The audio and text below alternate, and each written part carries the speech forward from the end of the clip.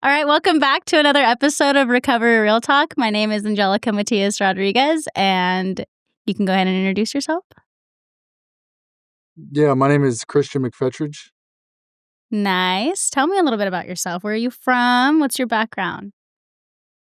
I'm from Los Angeles, California, and a little background of me was born and raised in a city called Norwalk, California, Southeast Los Angeles, we like to call it, and was kind of raised single parent. Had five siblings in the family, two older brothers and two younger sisters. Where do you fall in those five siblings? I'm the middle kid, so Ooh, middle child. yeah. Do you have middle The child most syndrome? hated. Honestly, not really at all. Cause Really? yeah, not really. My my two older brothers were never really in the picture. Like they were here and there. They're always like on the streets running around in LA as a kid. So like I kind of was like a big brother to my little sister. Well, I was, but like I was more of like a almost like a father figure to them. So I never really got that like middle kid syndrome, you know? Oh, I thought you were trying to tell me something. I'm sorry. Oh, okay. That's not too bad. I know that I came across you on TikTok, but I got a hold of you through Instagram, but one of your one of your TikToks that I saw was that your brother got moved into, like, permanent supportive housing, right? Yeah. Yep, he did. So I run a permanent supportive housing facility.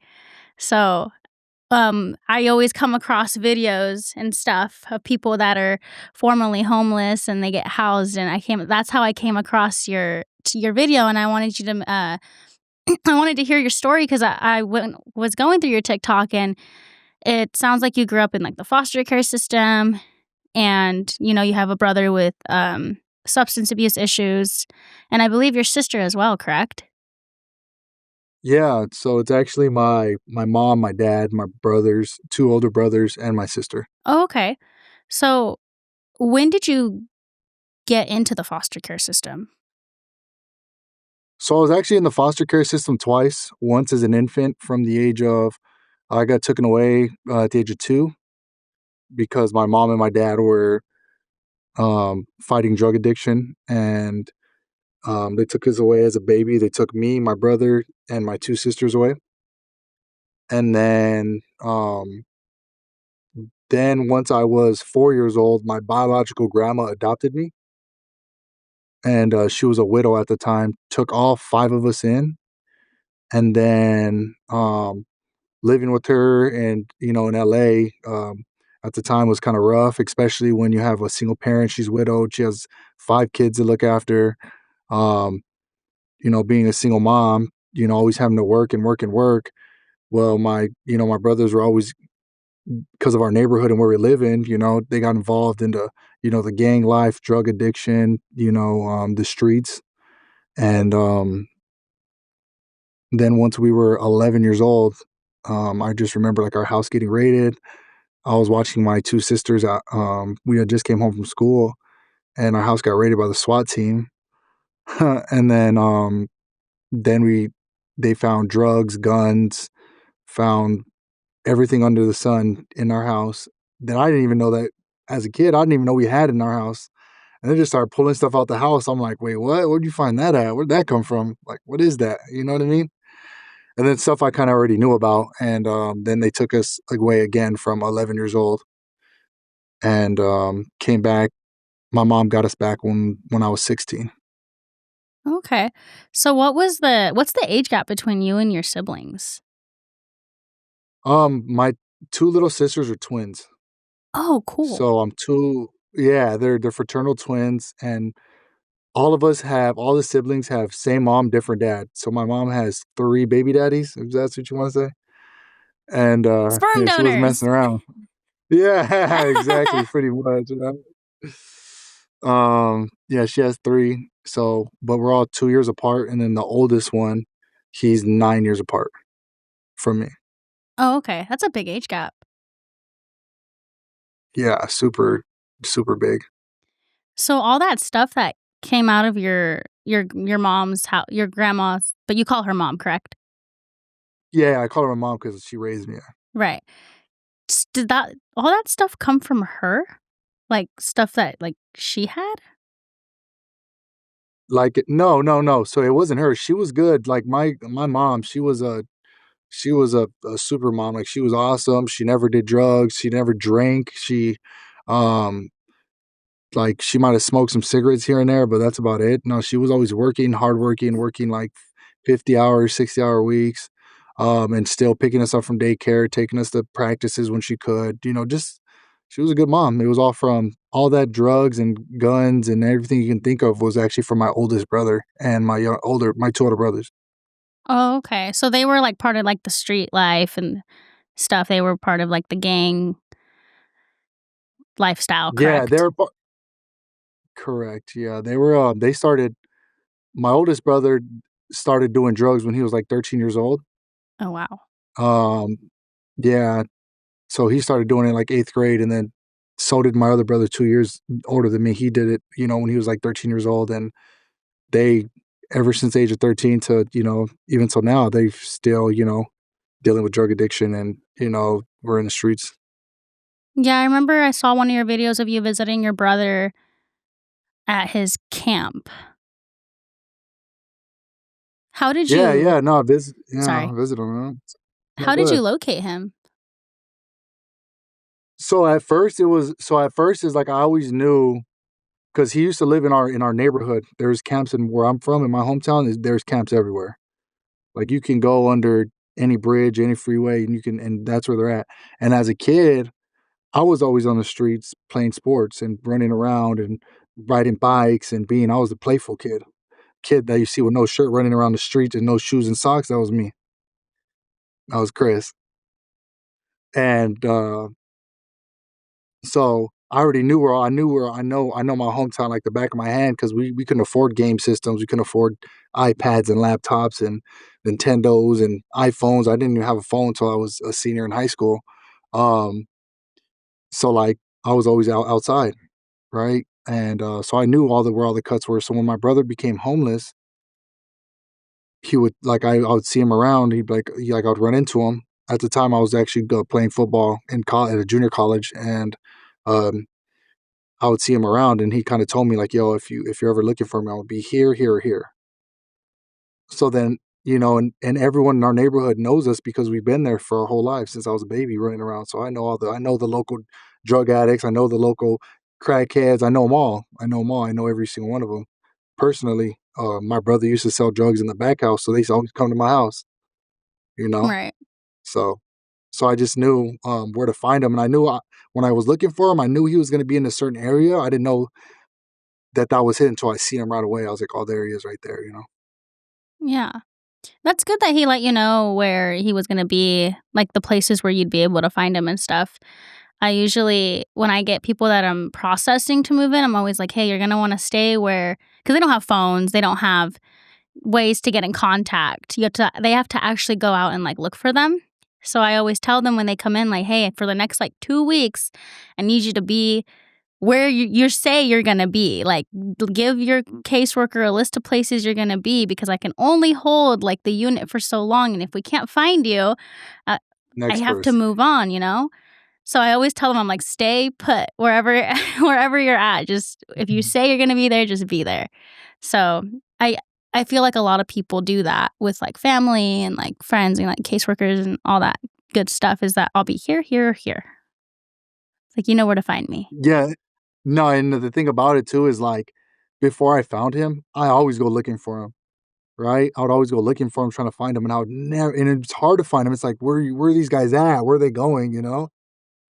And I'm like, "These guys, they're never there." They're you said, they're hard to find, and Adam was never there, and then it just so happened that the time I went to go find him, he was there, Yeah. It was his birthday, you right? know? Yeah, it was his birthday, yup. Mhm. I wanna go say hi to see spend time with him on his birthday, and I always do. Try to, on their birthday, make them feel special, make them feel loved and cared. Yeah, I saw you took him to a baseball game. Yeah, yeah, I took him to his first Dodger game, which is Nice. crazy. But yeah, like I said, we grew up really poor, really poor. We couldn't afford any games or nothing like that. Every game I've ever been to growing up was either through sports, my team, my coach. My mom was never able to, to afford a game. So now that I'm in the position I am today, took him to his first Dodger game and made him, and he loved it. He was eating all the hot dogs and ice cream and popcorn. I'm like, dang, it's like taking a little kid to Chuck E. Cheese. I love going to baseball games, but I'm from NorCal, so unfortunately, I'm a Giants You're, fan. oh Sorry. yeah, see, Sorry, man, man. But you're doing so good. dude, the Gilroy garlic fries though at the Oracle Park, fire. Like the drinks, fire. I wanted to go to the Giants Dodgers game. I think it's like next month or something. But I really wanted to to go to that one. But I really do want to go to a game in LA because my friends live in LA and they're Dodgers fans. So like I was like, oh, I want to go scope it out. I was like, let's see what this Dodger life is all about. But like I'm Just not be like careful, them diehard. fans. But it looks fun. Yeah. It looks a little more fun than it is at Oracle Park. I'll give you that. But it looks like a good time. So I told my friends this summer, I was like, hey, I'm gonna come to LA and I want to go to a Dodgers game. So, but I'm not gonna wear anything Giants. I already like made it like a thing. I was like, There I'll you buy a go. Dodgers There you jersey go. or something. Like I'll blend in with the crowd. I won't discriminate. Yeah, you got to be careful. Them Dodgers fans don't mess around over there. Yeah, I heard. Heard you guys are They get a couple wild. Modelos in them. Yeah, a couple Modelos in the system, and they're a whole new person. Yeah. Your tailgates look fun though. I mean, if that's what you call them, they're fun for sure. Yeah, they're a little If different. that's what you call them, yeah, Yeah. yeah, it's crazy, but it's a good time for sure. Dodger fans in our stadiums is one of one. You can't beat it. I've been to multiple stadiums, and it's there's nothing like a Dodger stadium. All right, well, we'll see. But so when you guys were in the foster care system, did they keep you guys together? No, no. At first they did. They'll put you in what you call as a temporary foster home. Mm-hmm. Um, it's more well, it's an emergency foster home. People that are short term, like usually like a week, couple weeks, and then so as soon as I took it away, I my siblings and I we split up right away. They went to Paramount, which is not too far from Norwalk. I went to Compton, so I lived in Compton for a week. Then they moved me again to South Central LA, like Inglewood, Watts area. Mm-hmm.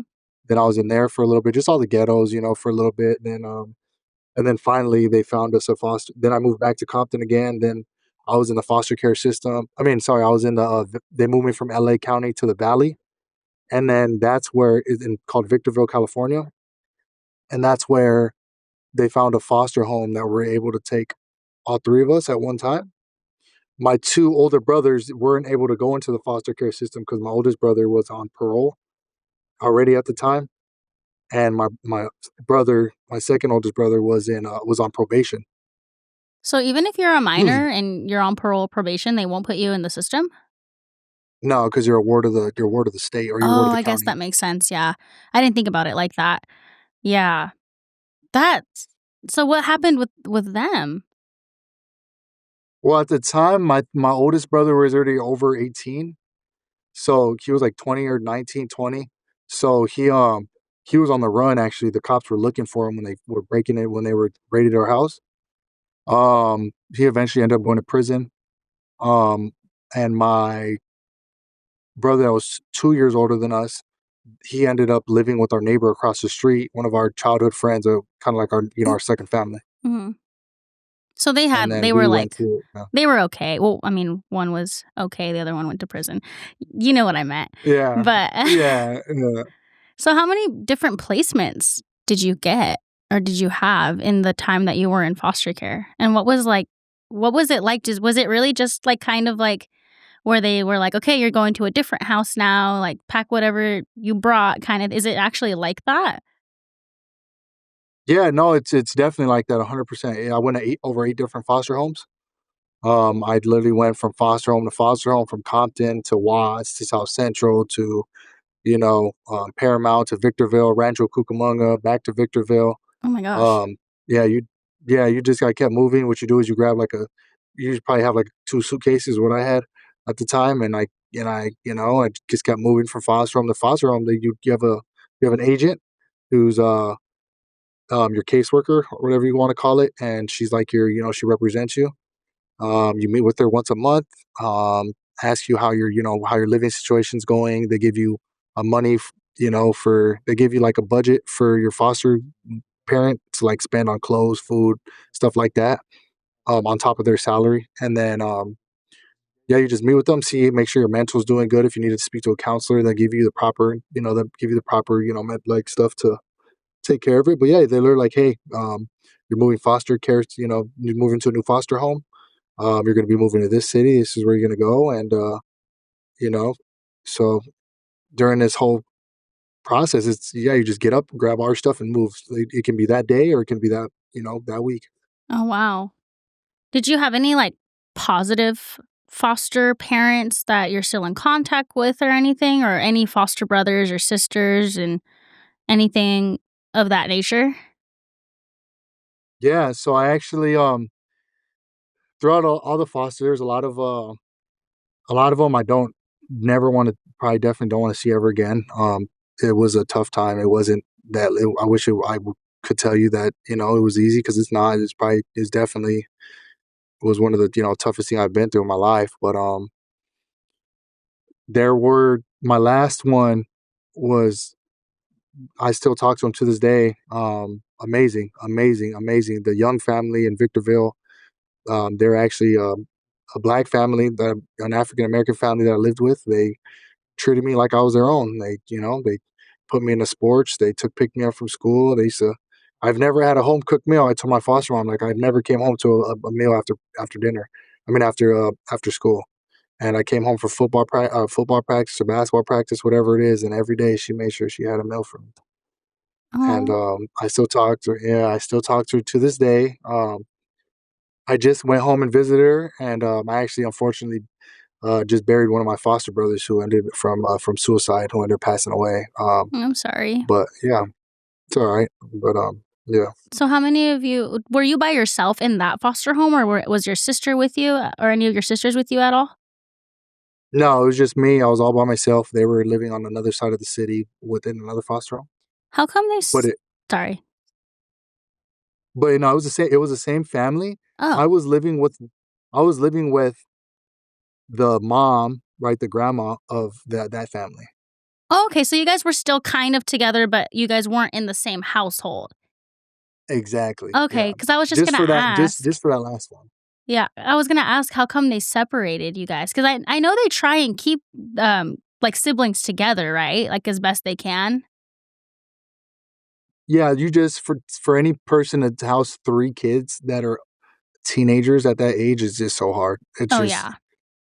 you know? Yeah, I actually am going back to school to finish my social work to get my bachelor's degree, and I remember, like, my friend I wanted to go into that because I had a friend that grew up in the system, and I remember, like, seeing it and, like, I don't know, it really stuck with me, and so that's why I wanted to do social work, but then I, like, gave up on it, and life, happens, and you make life decisions that alter your life, and you don't and then I dropped out. It was just, life.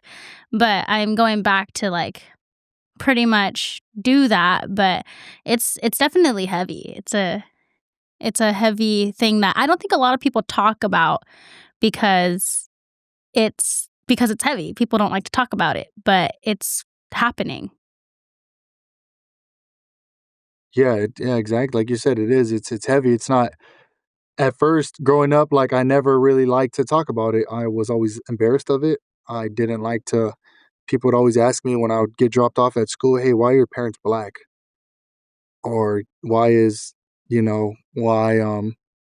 are your siblings white and you're Mexican? Or it was always like, you know, who's your dad or who's your mom? People always asking, like, why don't they ever pick you up from school? Or, it wasn't a never, it was never an easy conversation. And I was super embarrassed, scared, shy, didn't want to talk about it. And then it finally took me to actually feel comfortable in my own skin you know, to actually be able to talk about it and, Like, share accept share it. my story. Mhm. Yeah. Yeah. Like, accepting it and embracing that it made you, who you are today kind of, right? 100%. Yeah.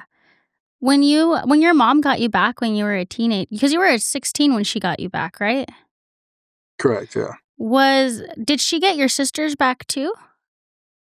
Yeah, so we literally it's crazy. You go into court and you have to do everything they say for your mom to get you back. You have to follow all the rules, right? And then um they literally ask you, the judge looks at you and says, "Christian, do you want to go back with your mom?" That's what they ask you. And your you have your foster parents in there, you have your mom in there, whoever's in there, you have like some people, I don't know, people I've never seen. I was a kid. I don't like, but they ask you in front of everyone, "Do you want it?" And I said, "Yes, I do." Wow, I didn't know that they did that. Wow. And then was it, like, right then and there that you got to go back to your mom, or was it, like, a process? It was a process. It wasn't you didn't just get to leave. You got to go. Like if you have stuff, you're pretty sure you have to pack up. Yeah. Then they have to do one last inspection of the house that you're going to live in and make sure it's clean and up to code and all that stuff. And yeah, Yeah, that makes sense. So kinda like they have to complete, like, parenting classes, right? And, like, prove sobriety and all that stuff. Make sure that they have to prove that they have a safe place for you to be at and make sure it's habitable and so on and so forth. Yeah, I guess I could see that being a process. Takes time. yeah, for sure. We had all type of stuff in our house. The way our house was run, and it took her a long time because it was crazy for sure. And how long were you in that foster home, the last one? The last one I was in there hmm, from for 3 years. Oh, so you were there a long time. That was my longest foster. Yeah, I was jumping from foster home to foster home for foster home, and then they finally found me a home that um was not temporary. It was you know permanent. Yeah. At any point when you were in foster care, did you ever turn to I know a lot of people, they wanna feel part of a sense of, like, community, and they often turn to, like, gangs. Did that ever hmm happen to you? Did you ever, like, get mixed up with the wrong crowd while you were in foster care? Before foster care, I was already getting involved because I see my older brothers getting involved with the local gangs. Where I grew up, all my childhood friends were gang members. A lot of my friends, my neighbors were gang members. My cousins, my family, were all gang members, and I was already getting involved when I was 11 years old. I was when I was, when I was out running around on the streets, I was already involved. And then when I went to the foster care, I always tell the people like sports saved me. When I was in foster care, I started playing sports, and all my friends were at school. So I ended up hanging out with them and going to sports, and they were into going to practice in basketball and track, and it saved my life because it pulled me away from the streets. Because if I would have stayed, I would have been just like my brothers, in and out of prison and out of the systems. Um, and during the foster care systems when I was living in the valley, it took me away from that environment. So That's good. yeah. What sports were you playing? So in middle school, track and basketball were my two sports, and then when I went to high school, I played track, basketball, and football. When you were doing track, were you a runner, or were you like a shot put discus kinda guy? Or long jump? Yeah, long jump's in there too. No, I was more of a middle distance runner. I was always more of a 400, 800 type of runner. Nice.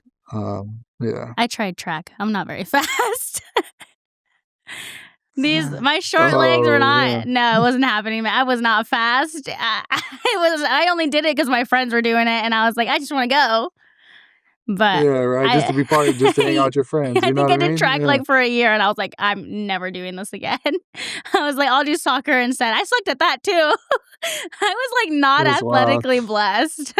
Like, my brothers was really good at track. He was a long distance runner, and then my other brother was a striker in soccer, and he got, like, an HDN star when he was in high school. So they were good at stuff. I was just I was just there for the vibe, realistically. Okay. But, my brothers were, like, good at stuff, so, like, that was cool for my parents. But other than Dang. that, yeah, I was not a athletically inclined person. But I tried. Okay. Hey, that's all that matters. It's even if you're just there and just around the people and just you have something to, to commit to and something that takes your time and that you can kind of focus on, it's better than, just sitting at home not doing anything. It also kind of disciplines you. It like teaches you discipline, which I think Yep, is you got to super be here cool. at a certain time. You have people telling you how to do something. You have a goal in mind. Yeah, that's it. Especially like all my coaches were, we were getting screamed at all the time. It was more of like a military style. I had military style coaches, so it was like it put me in check right away. Yeah, and I feel like you probably really needed that, especially if you were kind of already going down a different path. Like you kind of needed that structure and that discipline to to get out of that, to like prevent you from keeping going down that path. Yeah, I never had a father, and I also never had like a father figure in my life ever. So, um, me being this little, kid running around the street with no shoes and socks on, doing whatever he wants, like I could have did anything. My mom wouldn't have known, so like, and no one telling me no. So, having those type of, structure and people telling you, hey, no, Chris, or don't do that, or you got to do this, and do it this way, that I needed that for sure. Yeah. You never met your dad ever when you were like at all in life? No, it's literally my dream is to meet my dad. Never met him. I have one picture on my phone of him.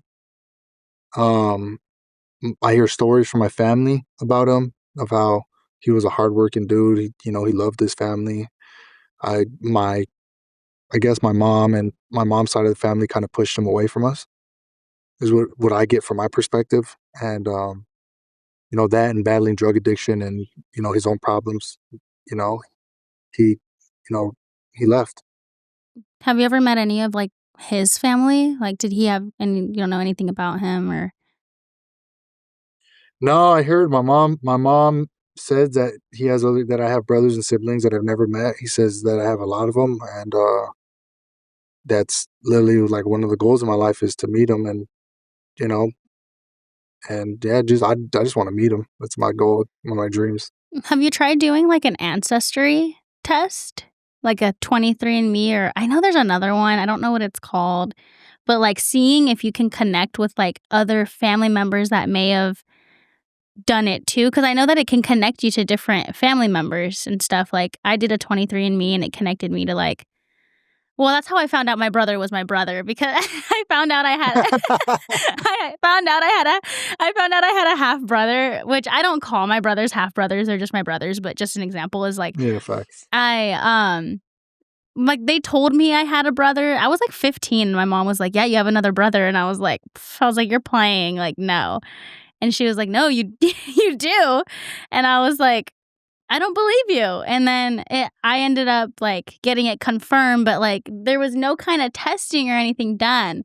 And I met my brother, life went on, and like I want to say like 5 or 6 years later, longer than that, like he called me and was like, "Hey, I really want to do 23 and me, and I want to see if, cuz he's like, I feel like he's like, I just want it to be confirmed that like, you are my sister and your dad is my dad." And I was like, "Okay."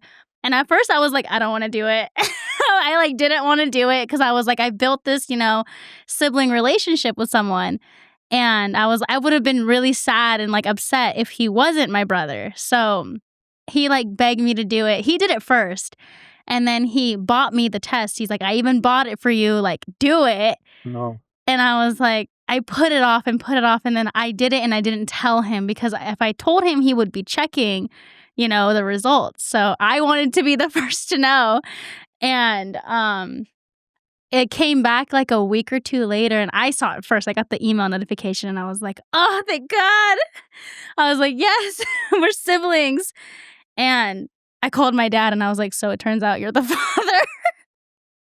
And You are the I father. was like, "You are the father." And he was like, "What are you talking about?" Because he didn't know I did it. And then I told him and he was like, "Oh." He was like, "Cool."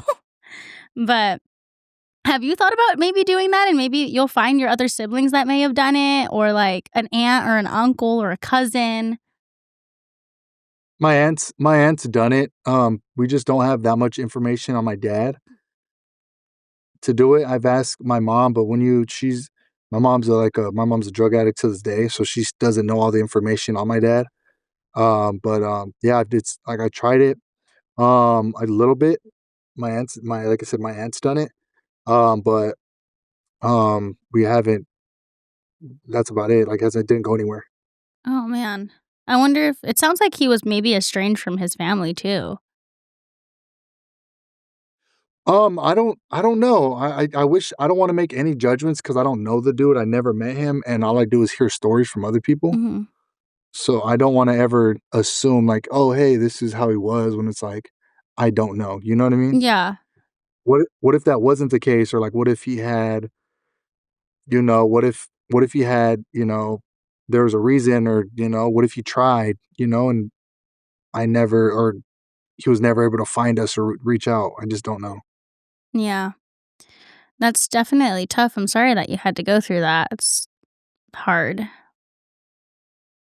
Yeah, no, like you said earlier, that just makes you who you are. You know what I mean? It just helps you be, help me become a man, help me grow up at a younger age, it helped me, you know, experience life that I've, probably wouldn't have had if I had a dad or, Yeah. so it just makes you stronger, better person. Yeah, and it definitely gives you like in a sense. Now, if you decide to have kids later on, like you know that you're probably going to be that really present, active dad. So, Yeah, I'm gonna be a super dad. I look forward to having kids. Yeah, I want to be what my dad wasn't. yeah. I mean, what I'm saying. I just don't want to. I want to be better than that. I want to be there for him for sure. It's my dream. I cannot wait. I'm excited. Yeah. That's awesome. What were some of the hardest parts about growing up in the system for you? Being away from my little sisters was the hardest part.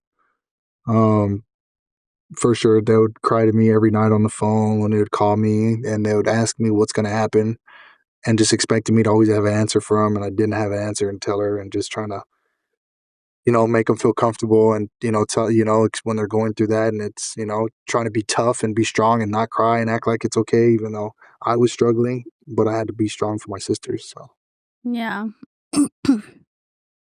Sorry. I like I'm drinking like a bubbly drink, so it's like yeah, I sorry. got you. Do you feel So like the foster care system supported you, or did you ever feel like it kind of failed you in a way? um I mean, I wouldn't have met the people in the family I was able to have when I finished the foster care system. So I'm thankful for them, and I love them to death, and I'm grateful for them, and they're still my family, and I talk to them to this day. But the foster homes that I was before them was just so awful and bad that it's I don't think any kid should ever have to deal with what I had to deal with growing up in that in that system. I don't think that there's a lot of foster parents that were out there that were not neglecting kids, not spending the money they're supposed to on kids. I wasn't getting the proper clothing, the proper food. I wasn't. Um, there's people around me that probably shouldn't have been around me at the time. Yeah, it definitely wasn't monitored the way it should have for sure. Yeah. I feel like there's some people that have the good intention of being a foster parent, and then you have the people that are kind of doing it for that extra money. And it's so sad because it's so common. And you would think that something would be done about it, especially by now. I mean, foster care has been like a thing for like ever. So you would think that something would be done by now, but like there's just so many kids in the system and almost like nowhere to put them that they're just kind of like it's a roof, but it should be more than that, you know? Like they they're children and they need nurturing and they need necessities and they're kids. They're literally kids. So it's just like I Mhm. feel like the foster care system is just still so messed up and it I don't know, that's just like my spiel. No, for sure. It definitely needs one like more, to be a foster parent. I feel like you should have to do more to be a foster parent instead of just saying, "Hey, I'm my house is nice, I have room, I can take a foster kid." You know what I mean? Yeah. It should Is be there a more of like limit? you need Oh, sorry. I don't know. I don't know.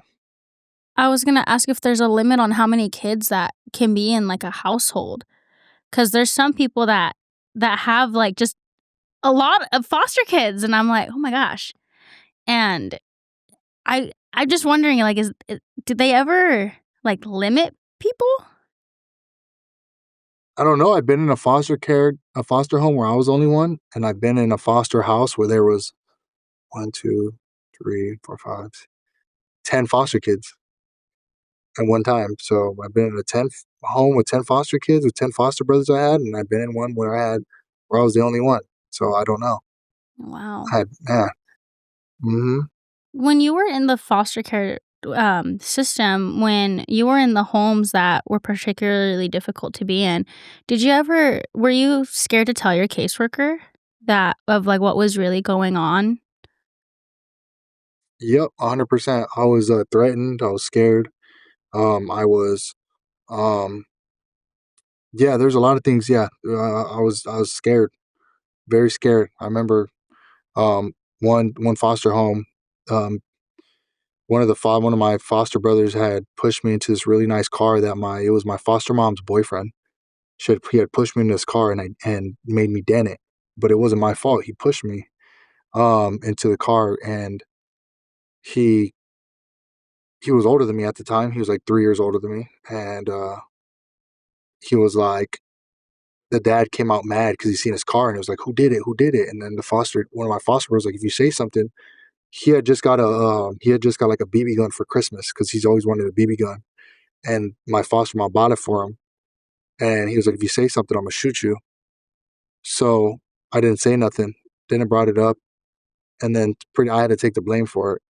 Well, when my foster dad, or not even when my foster mom's boyfriend found out that I did it, um, he ended up grabbing the kid's shotgun and tried shooting me, but I knew he was coming, and I jumped like a flight of stairs all the way down to the bottom and ran out the house and ran to my teammate's house that played football. He lived down the street from me, and I ran to his house, and I didn't come home for a whole day.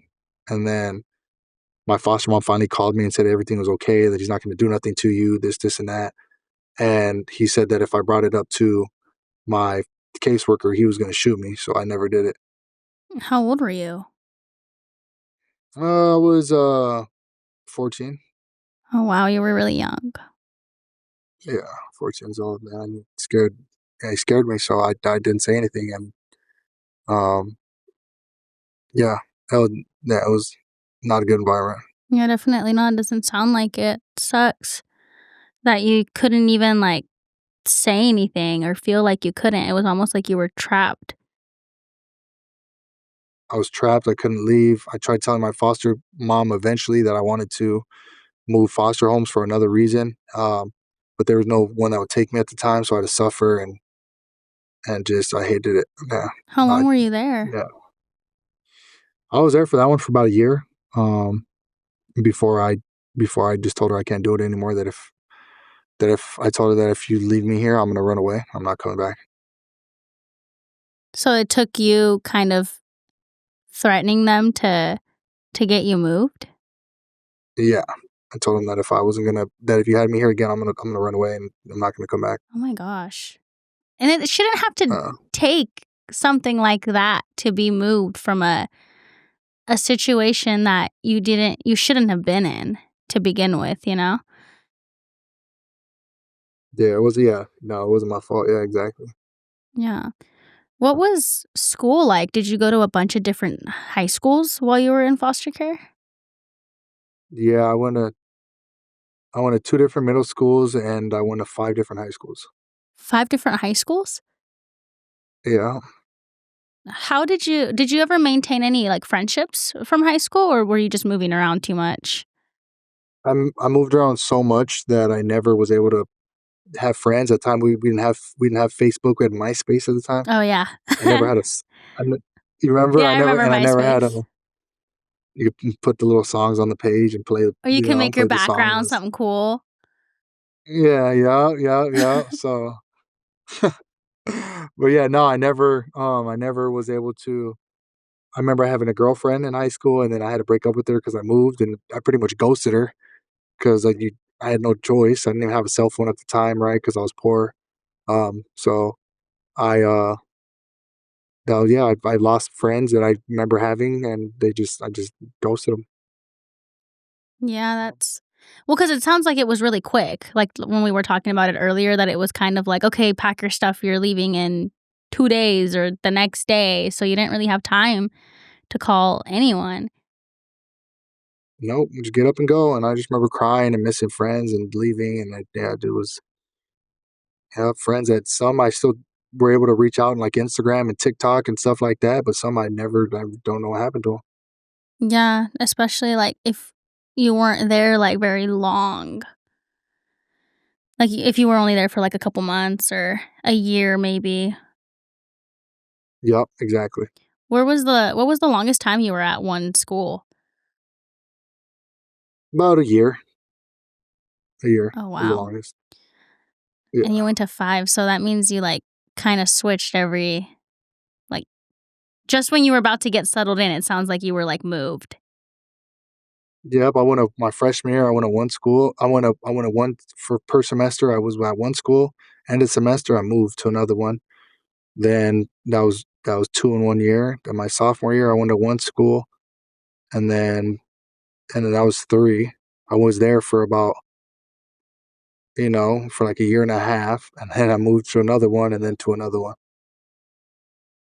Wow. Do you think that you felt like you had the most sense of belonging when you were in that last foster home, the one that you were at for 3 years? Yeah, I knew it was home. I knew it was home. I knew the difference between how they treated me in each one. One, they treat you like as if you're their own. The other one, they treat you like as if you're like as if they don't like you, they hate you, they want you gone. You're not supposed to be there, and you feel it. Yeah, definitely. And that's probably when you felt like the most, like, nurturing, like, probably the most nurturing environment. Yeah, I was able to open up and be comfortable. I remember, I was able to be myself again and find my smile. There's a dark time, dark, you know, I was in a dark place at a dark time. And I just remember not, I felt like I lost my sense of humor. You lose yourself, going through those tough situations. And, um, I was able to be myself and find myself again. Yeah, when your mom got you back when you were 16, what was life like after that? From being in foster care and going back to being with your mom, and did she stay clean all the way until you were 18? No, so my mom was my mom, my grandma, right? I choose my mom. She was always clean. It was always my birth mom that was dirty. No, right, but did you go back to your birth mom when you were 16 or your grandma? Oh no, my grandma. I never once she adopted me Oh. as a kid. Yeah, I never, I never ever got her. She never got me back. She's a drug addict to this day. Oh, okay, okay, I was confused, I'm sorry. So when your grandma It's all got right. or when your mom I'm just yeah, your mom. When she got you back when you were Yeah. 16, what was life like after that? Everyone in my neighborhood had asked me where I went. And then we were, they'd ask me, "Dang, what happened to you? Where'd you go?" And I let them know I was in a foster care system. I got taken away. People, you go from being a kid running around the street to, coming back years later. All my childhood friends that I have known, a lot of them were in jail, prison, a lot of them were in gangs. All of them were in I remember just coming home and they're hanging out, a bunch of groups dudes that I grew up as kids, on the corner, and these dudes are, they all have bald heads, tattoos on their face now. These dudes already have tattoos on their heads. They're walking around with guns, doing drugs, smoking weed, drinking beer. And I'm looking at them like, George? Like, I remember I'm seeing one of my childhood friends. Actually, we're going to summer school because I had to take summer school to catch up because I went to so many different high schools that I was catching up on credits because I could never focus and Right. study. And I see one of my best friends from elementary school, one of my friends, Julian Martinez.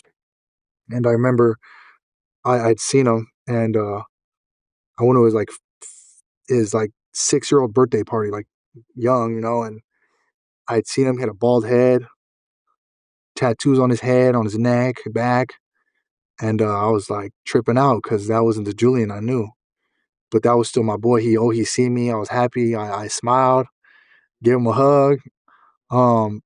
we started walking into school. We're catching up, and he's just like, "Dang, bro, what happened to you? You know, you disappeared, bro. Like, what? You know?" And we actually used to message on like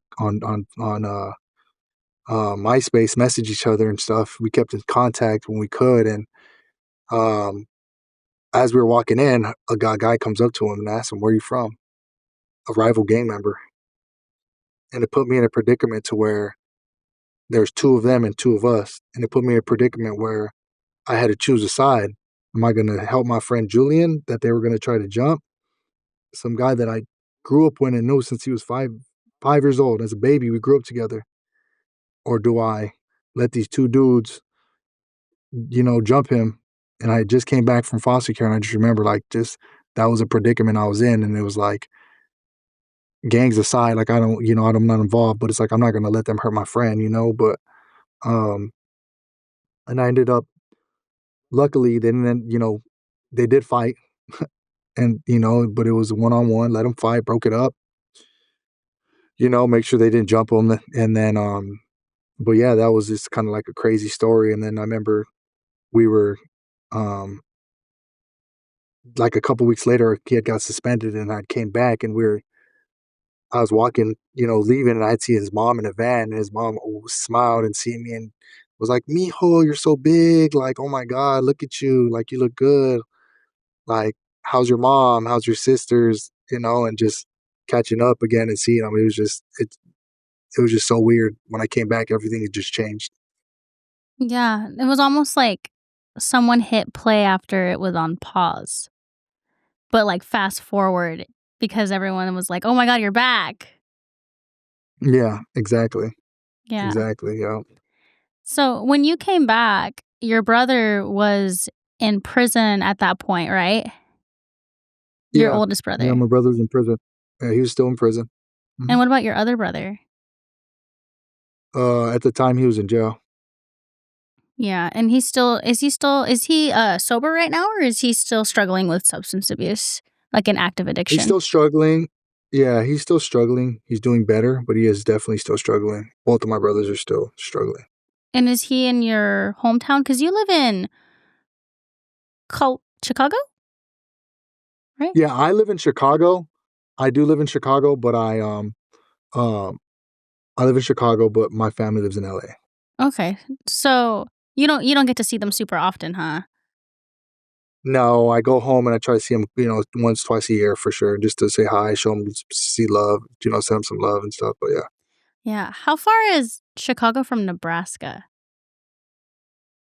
I couldn't No? even tell you, Maybe girl. it's I don't Colorado, know. that's the one that's really close to Yes, Nebraska. yeah, Okay, Colorado. okay, Yeah, yeah, I get Chicago and yeah, Colorado confused a lot because of the seas, yeah. but my brother lives in Nebraska, and I couldn't remember if he had been to Colorado or Chicago, but I know one of them was near Nebraska, so I was like, "I don't know if it's that one or the other one," but it's somewhere over there. Yeah, facts. I actually have to go pretty soon. Oh, Okay. no, you're totally cool, Unfortunately, man.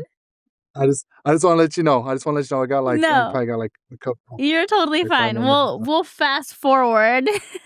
So, what are you Okay. doing now? So I ended up luckily I was able to get after when I came back home, I went to a community college and I was able to I played football and track. I was able to get a scholarship to go to a university in Iowa. Ended up graduating from the University of Iowa. And now I work in sales here in Chicago, where I was able, I have my own apartment, was able to succeed and become somebody in life. And now I'm able to, help my siblings and help my family and support them and show them the right way to do it and try to be a role model to them so they have someone to look up to and know that, hey, no matter where we come from, what our, circumstances were as a kid, we're able to make something of ourselves regardless of that. Nice. That's cool. And then you work for a nonprofit too, right? Or aren't you involved in a nonprofit? Yeah, I'm in Vessi Charity is a nonprofit that I work with. We give back to, homeless people, people that are struggling with drug addiction, drug abuse, and, people that need it. That's awesome. Yeah. I work with a lot of nonprofits in my area, so it's definitely it's really nice to see what a bunch of different nonprofits are doing. Um, and then you're writing a book too, right? Yep, I'm writing a biography on my life. It was supposed to come out this year, but life happens. Life just hits you sometimes. But I'm still have a book coming out, and which should be coming out, by the end of this year for sure. Sweet, man. Congrats. Well, I'll definitely Thank make you. sure to I share appreciate it. it when you launch it. Thank you. I appreciate it. Of I definitely will, course. definitely send you a copy. Please do. Make sure you autograph it. I got you. I got Sign you. the first page and I'll be like, I have an original. I got you for sure. For sure. Do you have any like kind of message or any advice for anybody that's probably going through like what you went through in the foster care system, or just like struggling with like growing up with family members in active addiction, or having someone close to you in active addiction? Yeah, just never give up. A lot of times I see people, family, friends give up and on these people, and they just say, if you really want someone to help change and you want someone to, you know, stop doing what they're doing, running from the situation is never going to help. You have to be in the battle with them and help them by supporting them, loving them, giving them love. Whether it's taking them, and showing them that they're still cared for, even though they're still, doing drugs or whatever it is. You just be there for them. Be someone they can call on, reliable. And it's when people feel like they have no one is what makes them want to use more. They give up. They throw in the towel. I don't have no one. No one cares about me. I'm not loved anymore. My family's not here. Be there for them. Love them. Support them. And it helps them. It gives them hope that there is, when someone believes in you that you can do something, it gives yourself hope. So, Nice. Well, thank you for mhm. coming on and sharing a little bit about your story. I'm sure that it's definitely Appreciate it. going to help somebody out that's probably going through what you went through. So it's like I said, thank you for coming on and taking time out of your night to do this. Awesome. I appreciate it. Thank you for having me. Yeah, of course. All right, guys, I'll see you next week. Thank you for watching Recovery Real Talk, and I'll see you next time.